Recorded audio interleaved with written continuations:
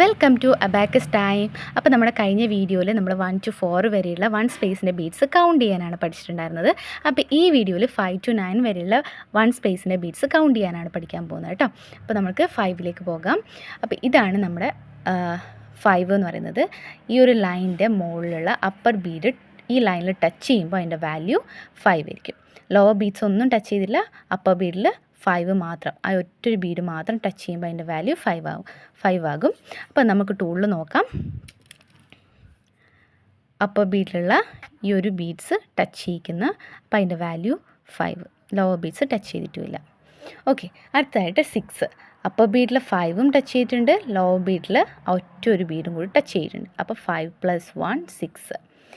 5 + 1 6. Okay, അടുത്തായിട്ട് 7. Upper ബീഡിൽ 5 touch ചെയ്തിട്ടുണ്ട്, lower ബീഡിൽ 2 beads touch ചെയ്തിട്ടുണ്ട്. അപ്പോൾ കൗണ്ട് ചെയ്യാം 5 6 7. ഓക്കെ, അപ്പോൾ നമ്മളിവിടെ വേറെ ഒരു ബീഡ്സും കൂടി ആഡ് ചെയ്തു. അപ്പോൾ 5 6 7 എന്ന് വന്നു കേട്ടോ.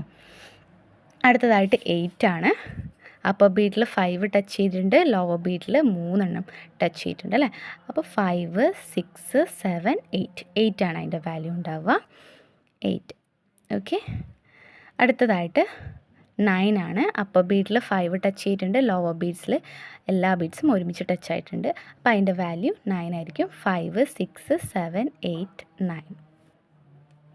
അപ്പോൾ നമ്മൾ 1 സ്പേസിൽ എല്ലാ ബീഡ്സും ആഡ് ആയിട്ടാണ് ഉള്ളത്. അപ്പോൾ അതിൻ്റെ വാല്യൂ 9 ആയിരിക്കും എപ്പോഴും.